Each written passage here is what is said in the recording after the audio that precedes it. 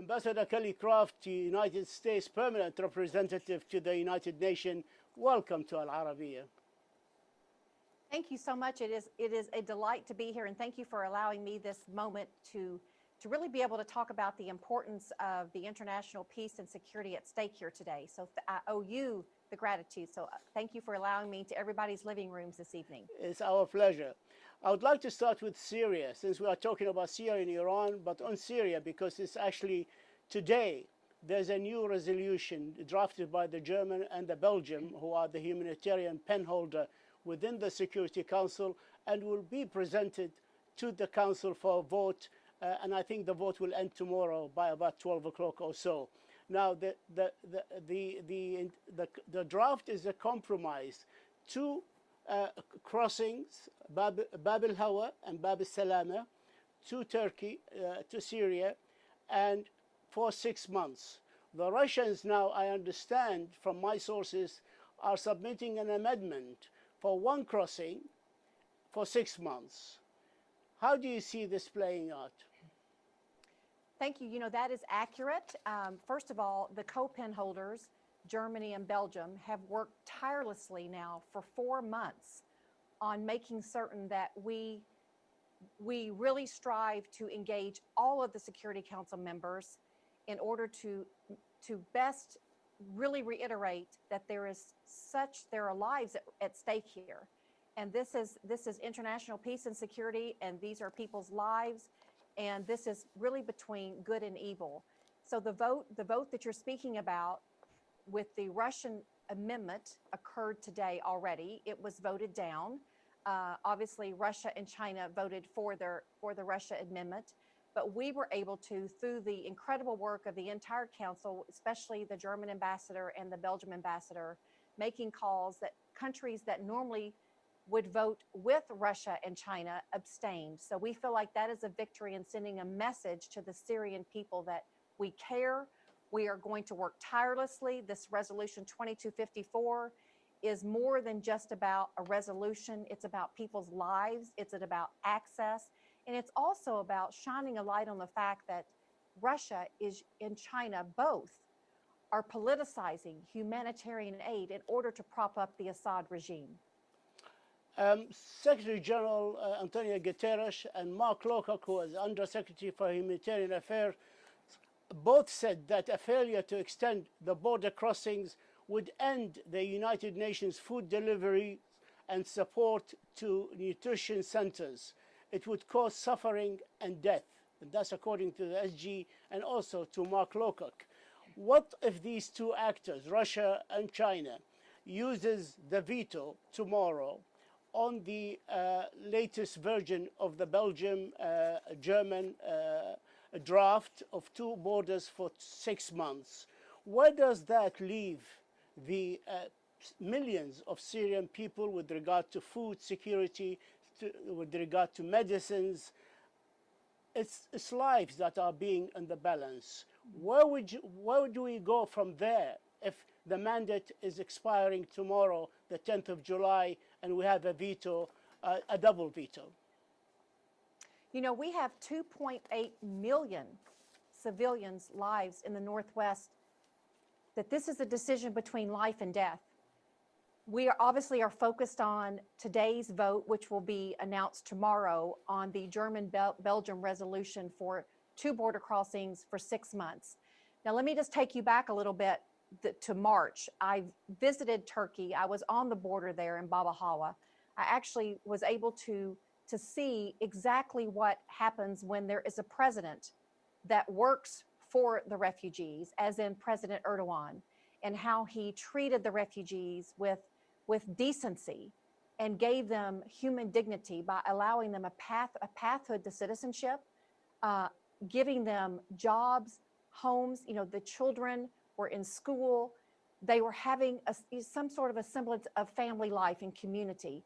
And then all one needs to do is just look over the border, and you can see what the Assad regime, the difference is night and day.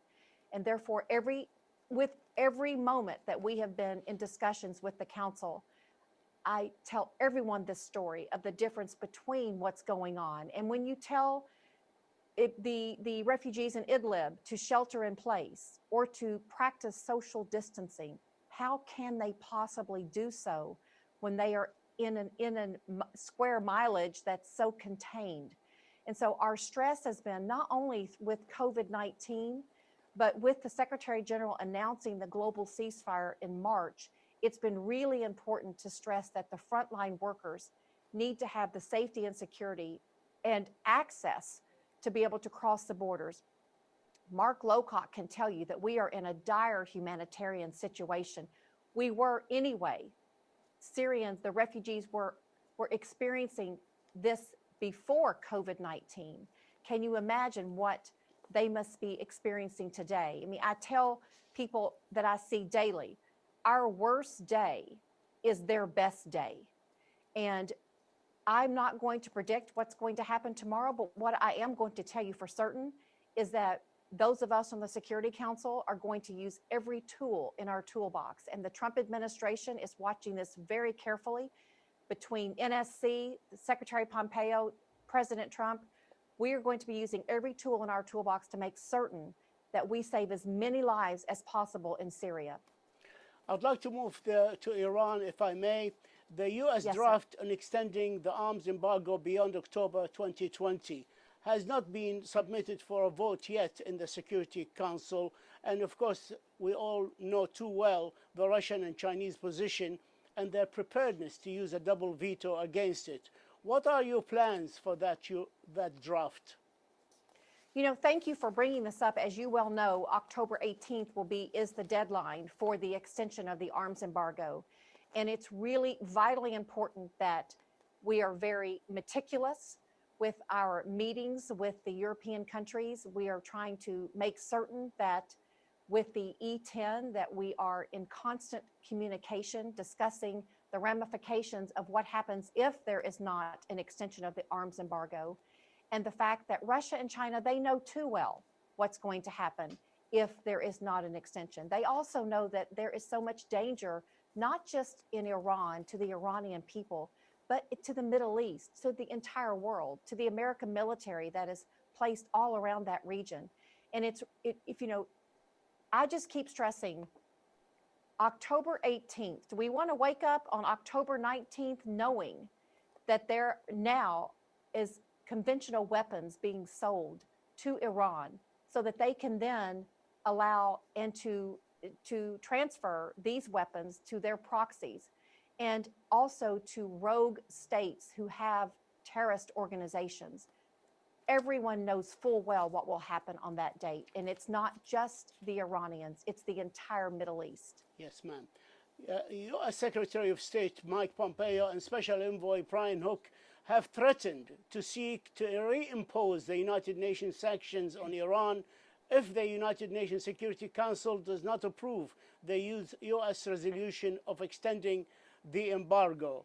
This can be achieved by initiating the snapback provision or mechanism in the JCPOA reserved to any member of the nuclear deal. China and Russia argue, and the EU, your allies, are arguing that you have ended your participation in the JCPOA in May 2019. It was confirmed in a presidential memo, hence you are not a member.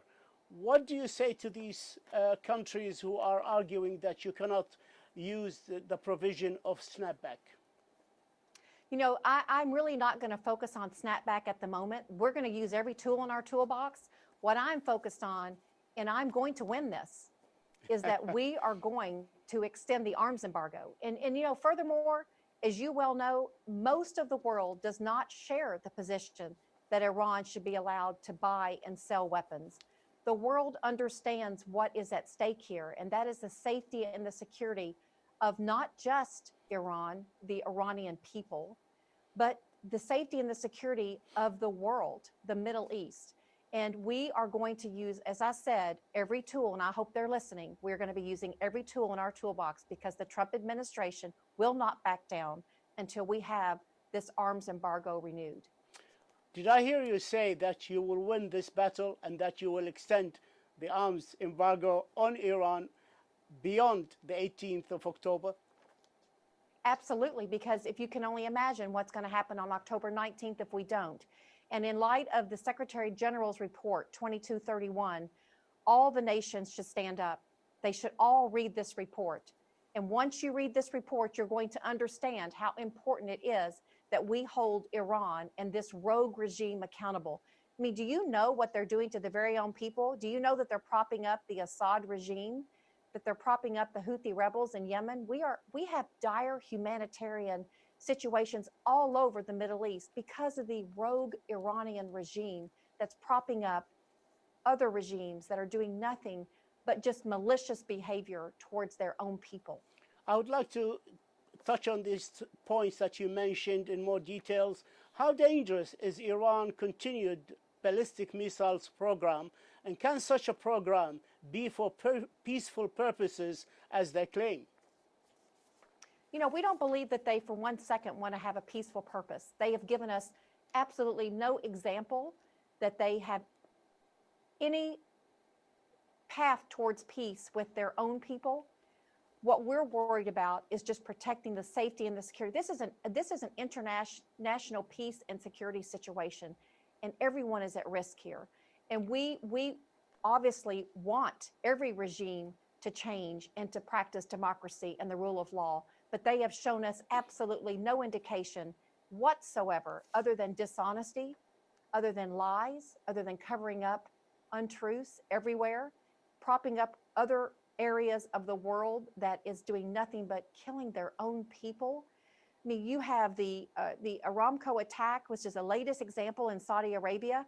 You know, if not for 1 second are we going to back down or to exhale until we know that the entire Middle East region is going to be safe. And that means a renewed arms embargo before October 18th. In addition to arms embargoes, Iran meddling in neighboring states. For example, in Iraq, just a few days ago, a leading researcher and an outspoken scholar has been killed. His name is Hisham al-Hashimi. And the fingers are pointing to a pro-Iranian militia armed and trained by Iran in Iraq.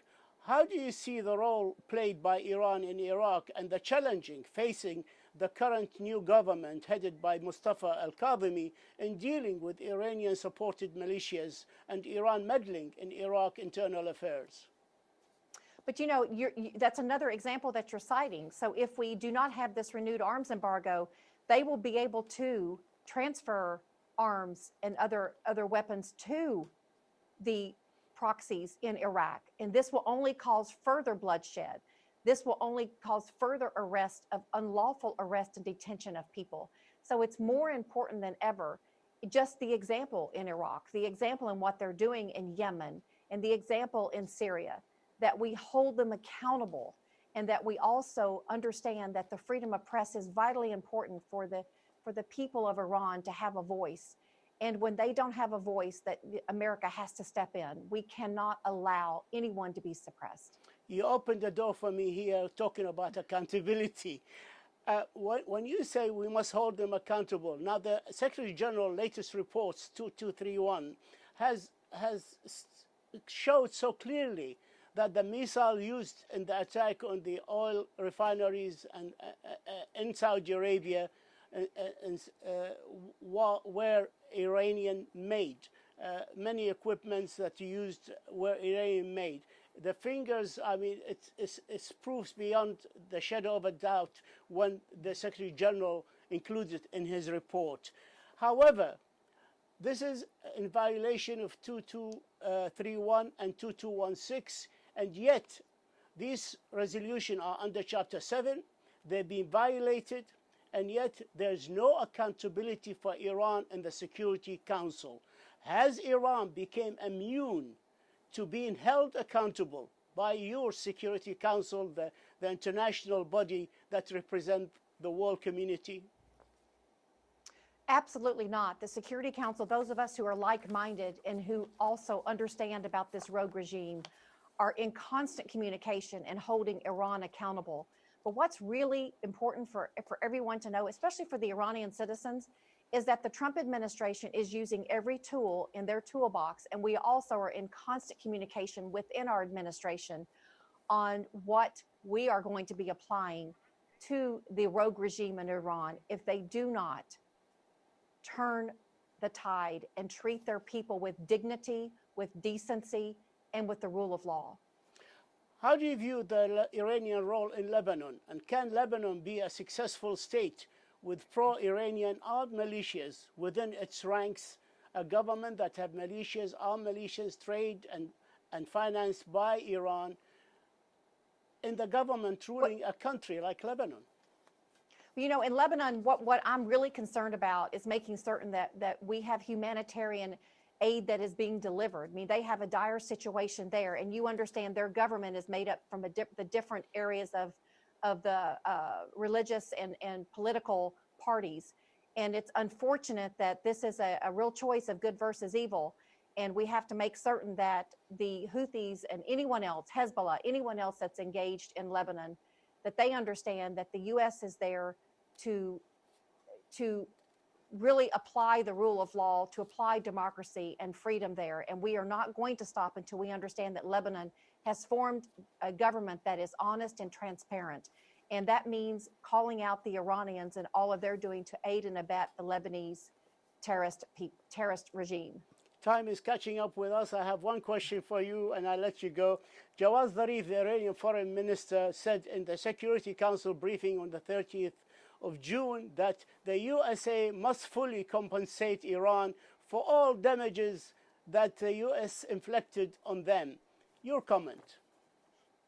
You know, what I can say is that they're speaking probably about sanctions and humanitarian aid. Correct. And the Secretary Pompeo has said on so many occasions, sanctions do not apply to humanitarian aid. We have never stopped humanitarian aid. Matter of fact, the president in his State of the Union in January made it very clear to the Iranian people that we are here for you. We have humanitarian medical aid that is here to help each of you. So I want today, if this is an opportunity, to tell the Iranian citizens that the U.S. has the humanitarian aid. We have offered it to the Iranian government.